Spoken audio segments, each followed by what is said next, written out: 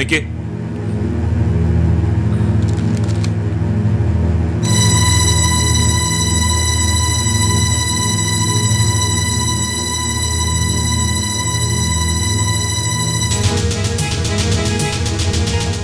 എന്ത് ഭാവിച്ചാ നിന്റെ പുറപ്പാട്?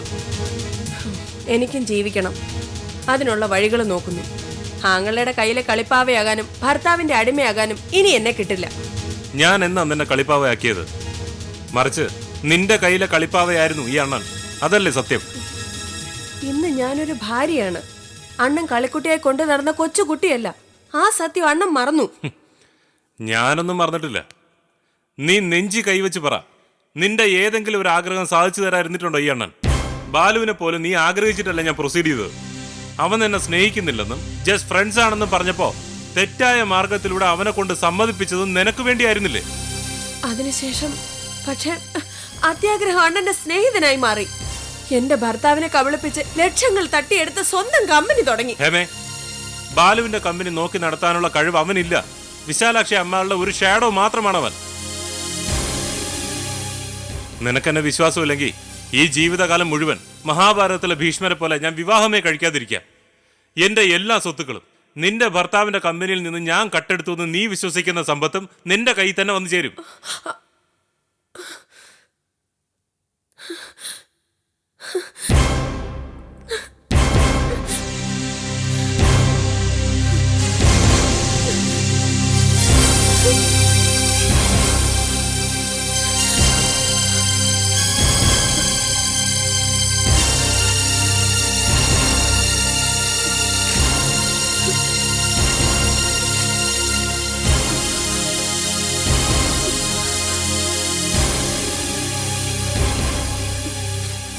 വേഗം ഡ്രസ്സെല്ലാം എടുത്ത് മുറി പൂട്ടി താക്കോല് വാർഡനെ ഏൽപ്പിച്ചിട്ട് നീ എൻ്റെ കൂടെ വാ.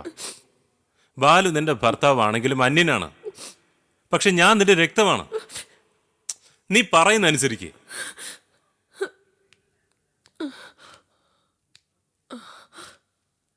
Madam, please don't allow Hema to stay here. It is an insult to me and her husband. Hema, உங்க அண்ணன் சொல்றது கேளு. வீட்டுக்கு போ. இந்த ஹாஸ்டல்ல எல்லா இன்மேட்ஸும் இதே தான் சொல்லிட்டு இருக்கிறார். வாமா, வா.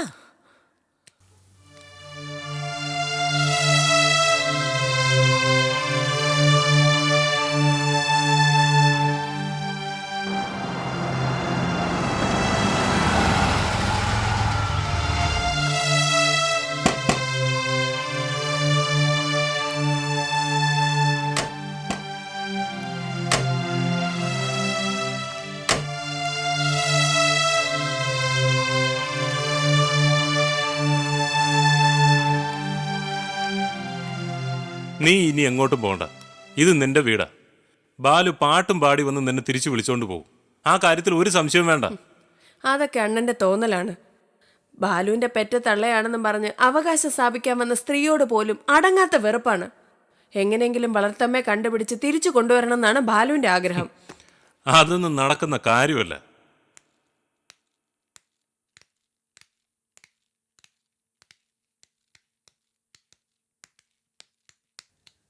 എന്റെ കല്യാണക്കാര്യത്തിൽ തുടക്കത്തിലെ അണ്ണന് തെറ്റുപറ്റി. കുടുക്കിൽപ്പെടുത്തി ആണിനെ കൊണ്ട് നിർബന്ധിച്ച് താലി കെട്ടിയ പെണ്ണിനെ ആ പുരുഷന് സ്നേഹിക്കാൻ കഴിയോ?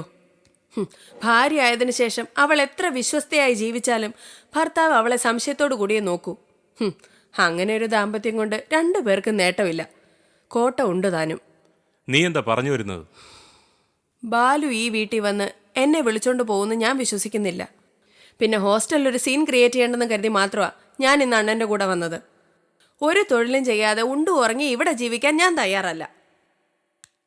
അണ്ണനൊരു കാര്യം ചെയ്, ആ സാരി സെന്റർ തിരിച്ചെൻ്റെ പേരിൽ എഴുതിത്താ. മോളെ, ഞാനത് വിറ്റു.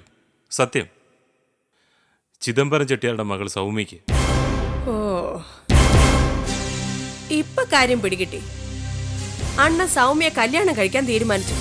ഞാൻ ജീവിതത്തിൽ ഏറ്റവും അധികം വെറുക്കുന്ന പെണ്ണിനെ അവളെ തന്നെ അണ്ണ മാരി ചെയ്യണം.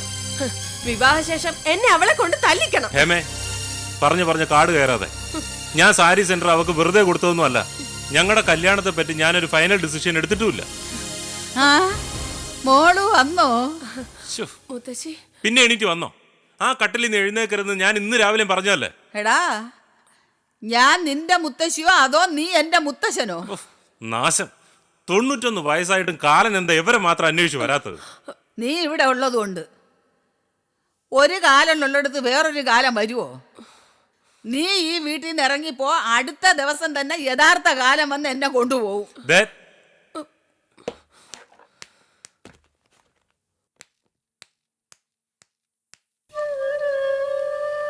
മുത്തശ്ശി, അധികം സംസാരിക്കരുത്. ഇങ്ങനെ എഴുന്നേറ്റ് നടക്കുകയരുത്. വാ, ഞാൻ മുറി കിടത്താം. കിടന്ന് കിടന്ന് മടുക്കുമ്പോഴാ വെളിച്ചം കാണാൻ വരാന്തയിലേക്ക് വരുന്നത്. എങ്കിലും നീ ഇങ്ങനെ പൊട്ടിയായി പോയല്ലോ മോളെ. എന്തിനാ സാരിക്കട രാകേഷിന് എഴുതി കൊടുത്തത്? കശ്മലനാ. നിന്റെ മുത്തച്ഛൻ്റെ സ്വഭാവമാ. പണമാ ഏറ്റവും വലുത്. എന്നിട്ട് എന്ത് ഫലം? തന്ത മനുഷ്യരെ പറ്റിച്ചുണ്ടാക്കിയതെല്ലാം ഒരേ ഒരു മോൻ നിങ്ങളുടെ അച്ഛൻ കള്ളു കുടിച്ച് തീർത്ത്. ഒടുവിൽ ക്യാൻസർ വന്ന് ചികിത്സയ്ക്ക് ബാക്കിയുണ്ടായിരുന്ന സ്വത്തും വിറ്റ്. നീ നോക്കിക്കോ, നിന്റെ ആങ്ങളെ തെറ്റായ രീതിയിൽ സമ്പാദിച്ചുണ്ടാക്കുന്ന സ്വത്ത് അവന്റെ മകനോ കൊച്ചുമകനോ നശിപ്പിക്കും. മുത്തശ്ശി വരൂ, കിടക്കാം. നീ ഇവിടെ ഉള്ളത് എനിക്കൊരാശ്വാസമാണ്. പക്ഷെ അതുകൊണ്ടായില്ല. ഞാൻ മരിച്ചു കഴിഞ്ഞിട്ടും ജീവിച്ചിരിക്കുന്ന ശവം. എന്നെ മറന്നേരെ. നീ നിന്റെ കാര്യം നോക്ക്. ഓരോ മനുഷ്യനും ഈ ഭൂമിയിൽ ഒറ്റയാണ്.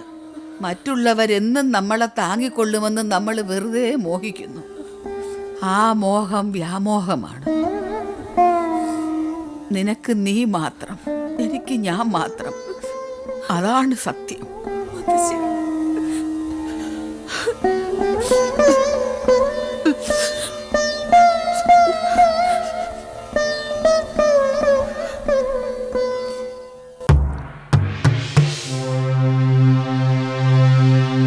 കുസുമം, കുസുമം.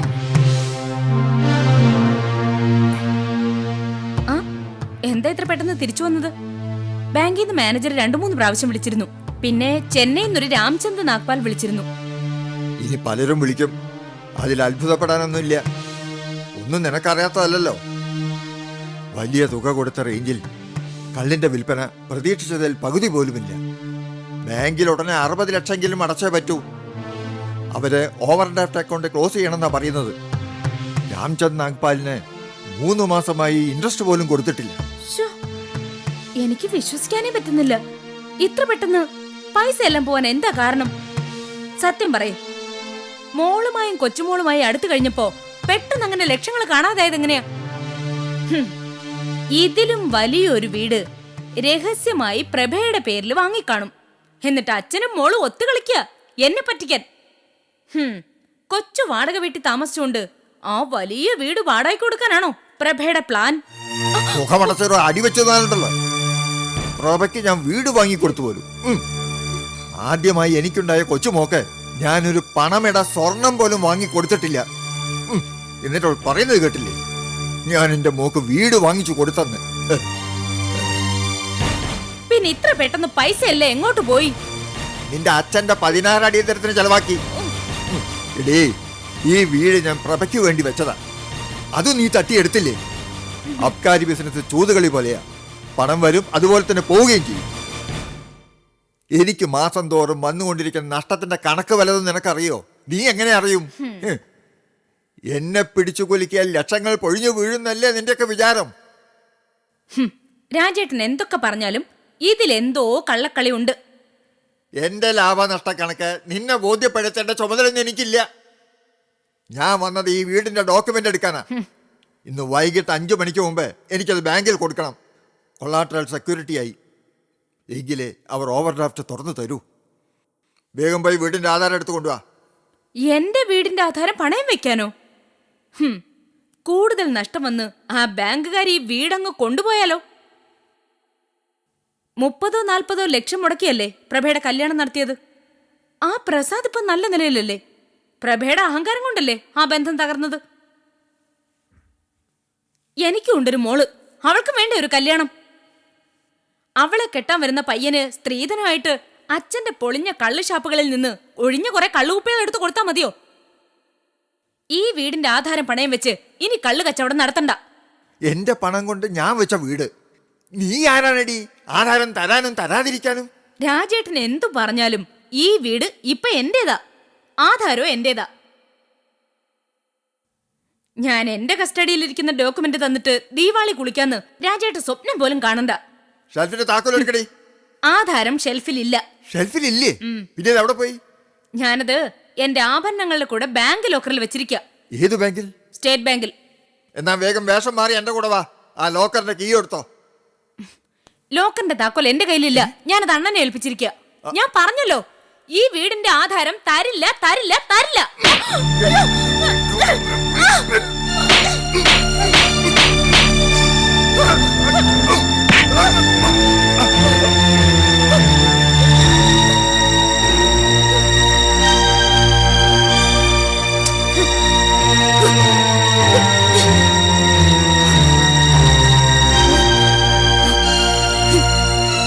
ഇനി എന്റെ ദേഹത്ത് തൊട്ടാ അരിഞ്ഞുകളയും ഞാൻ. നാണം കെട്ട കിളവൻ. മകളുടെ പ്രായമുള്ള എന്നെ 17 കൊല്ലം ഉപയോഗിച്ചിട്ട് ഇപ്പൊ ആകെ കൂടി എനിക്ക് തന്ന വീടും തിരിച്ചു മേടിക്കാൻ നോക്കുന്നു. അതിന് വെച്ച വെള്ളം അങ്ങ് വാങ്ങിയര്.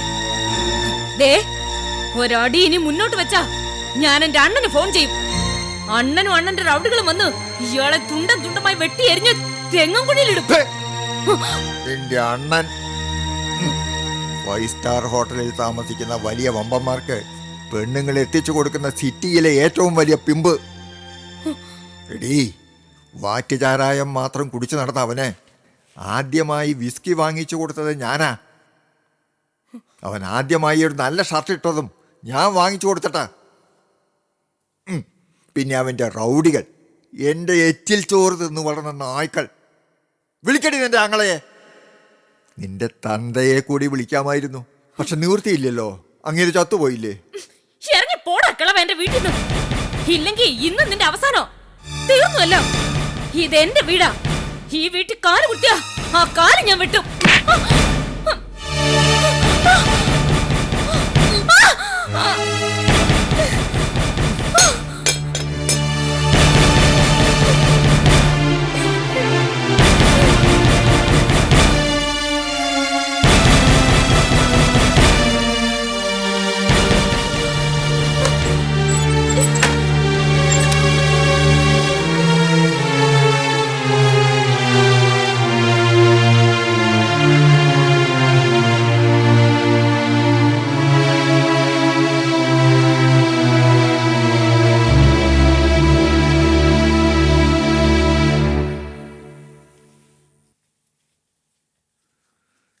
സദാനന്ദ, കാലെടുക്ക.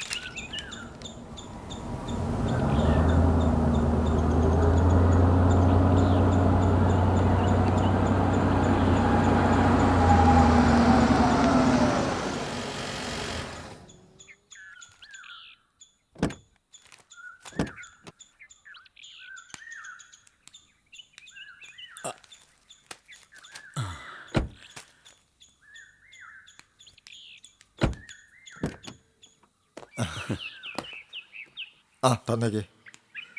ആ പെട്ടി ഞാൻ പിടിച്ചോളാം. അങ്ങനെ അല്ലല്ലോ പതിവ്. പതിവൊക്കെ നമുക്ക് മാറ്റിക്കളയാം. ഇത്രയും വലിയ കാറ് ഈ കൊച്ചു വീട്ടിൽ ഒതുങ്ങോ മുതലാളി? ഒതുക്കിയേ പറ്റൂ അനിരുദ്ധ. ഒന്നുകിൽ വീട് വലുതാക്കാം, അല്ലെങ്കിൽ കാർ ചെറുതാക്കാം.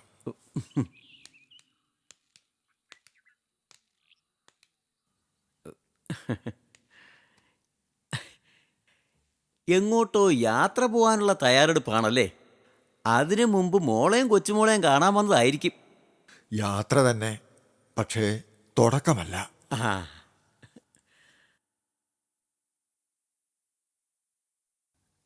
അല്ല, അച്ഛനെന്താ സൂട്ട് കേസൊക്കെ ആയിട്ട്?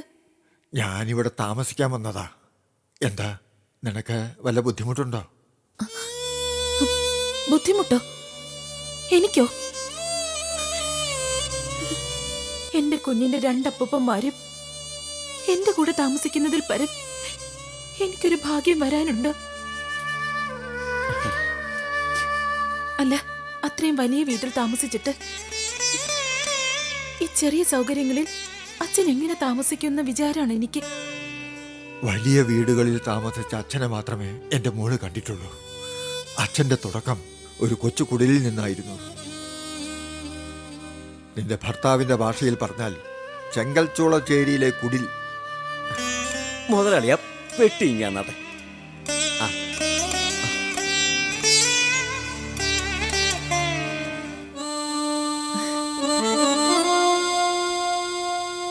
കുഞ്ഞാവേ, ഇതാരാ വന്നിരിക്കുന്നെന്ന് നോക്കി. അപ്പൂപ്പൻ.